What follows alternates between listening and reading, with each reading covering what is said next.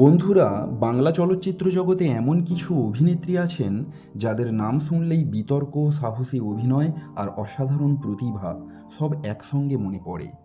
আর এই তালিকায় একেবারে প্রথম সারিতে রয়েছেন অভিনেত্রী পাওলি দাম। কেউ তাকে বলেন সাহসী অভিনেত্রী, কেউ বলেন বাংলা ছবির সবচেয়ে আন্ডাররেটেড পারফর্মার, আবার কেউ বলেন বিতর্কই তার কেরিয়ারের সবচেয়ে বড় পরিচয়। কিন্তু প্রশ্ন হলো, কে এই পাওলি দাম? কিভাবে একজন কেমিস্ট্রি স্টুডেন্ট হয়ে উঠলেন বাংলা ও বলিউডের বোল্ড সেন্সেশন? কেন একটা ছবির জন্য গোটা দেশে তাকে নিয়ে তুমুল সমালোচনা হয়েছিল? আর কেনই বা আজও তাকে নিয়ে আলোচনা থামে না? আজকের ভিডিওতে আমরা জানব অভিনেত্রী পাওলি দামের সম্পূর্ণ জীবনের গল্প। পাওলি দামের জন্ম 1980-র 4 অক্টোবর কলকাতায়। একটি শিক্ষিত বাঙালি পরিবারে বড় হয়েছেন তিনি। ছোটবেলা থেকেই পড়াশোনায় খুব ভালো ছিলেন তিনি।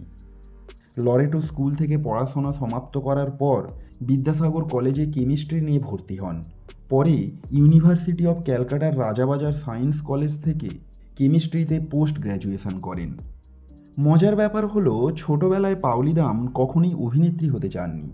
তিনি চেয়েছিলেন সায়েন্টিস্ট বা পাইলট হতে। কিন্তু ভাগ্য তাকে নিয়ে যায় সম্পূর্ণ অন্য এক জগতে, অভিনয়ের জগতে। 2003-এ বাংলা টেলিভিশনের মাধ্যমে তার অভিনয় জীবন শুরু হয়। জীবন নিয়ে খেলা, তিথির অতিথি, সোনার হরিণ এই ধারাবাহিকগুলোতে অভিনয় করে ধীরে ধীরে দর্শকদের নজরে আসেন তিনি। তখনও কেউ ভাবেনি এই মেয়েটাই একদিন বাংলা ছবির সবচেয়ে আলোচিত অভিনেত্রীদের একজন হয়ে উঠবেন। 2006-এ মুক্তি পায় তার প্রথম রিলিজ হওয়া বাংলা ছবি অগ্নিপরীক্ষা। তবে শুরুটা খুব একটা বড় ছিল না। তার কেরিয়ারের আসল টার্নিং পয়েন্ট আসে 2009-এ। গৌতম ঘোষ পরিচালিত কালবেলা ছবিতে মাধবীলতার চরিত্রে অভিনয় করে হঠাৎ করেই আলোচনায় চলে আসেন তিনি। এই ছবির পর অনেকেই বলতে শুরু করেন বাংলা সিনেমায় একজন শক্তিশালী অভিনেত্রী পেয়ে গিয়েছে। এরপর একের পর এক ভিন্নধর্মী ছবিতে অভিনয় করতে থাকেন তিনি। মনের মানুষ, বেডরুম, এলার 4 অধ্যায় প্রভৃতি ছবিতে নিজেকে অন্যভাবে প্রমাণ করেন। কি হলো? তুমি কি পাথর? তোমার কামনা বাসনা নাই?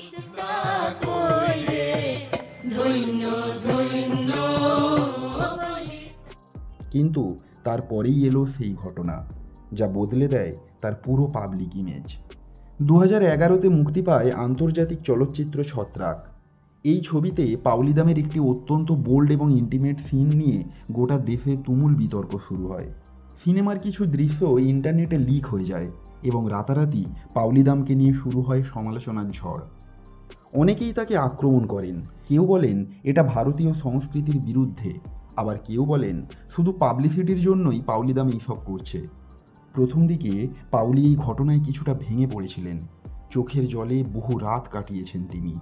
কিন্তু পরবর্তীতে তিনি নিজেকে শক্ত করেন এবং স্পষ্ট ভাষায় জানান তিনি একজন অভিনেত্রী, আর চরিত্রের প্রয়োজনে অভিনয় করতেই তিনি বিশ্বাসী।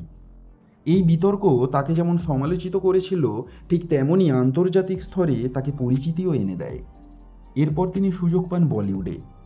2012-তে মুক্তি পায় হেড স্টোরি। এই ছবিতে তার বোল্ড অ্যাপিয়ারেন্স পুরো ভারতকে চমকে দেয়। অনেকেই ভেবেছিলেন এবার হয়তো পাওলি দাম বলিউডের বড় তারকা হয়ে উঠবেন, কিন্তু বাস্তবে ঠিক তার উল্টোটাই হয়।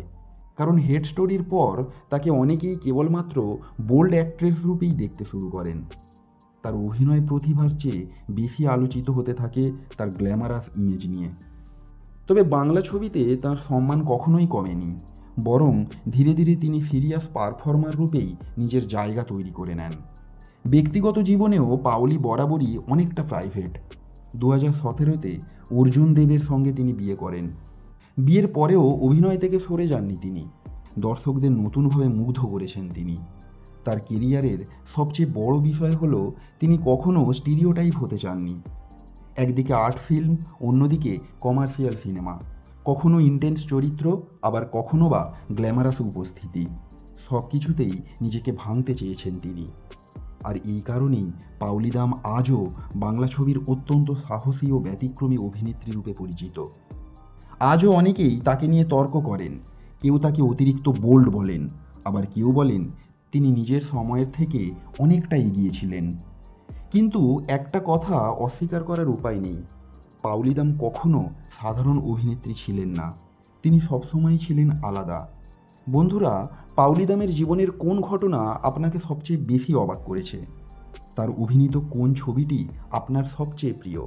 কমেন্টে অবশ্যই জানান। আর এমনই বাংলা ছবির অজানা গল্প জানতে এখনই আমাদের চ্যানেলটি সাবস্ক্রাইব করুন। ধন্যবাদ।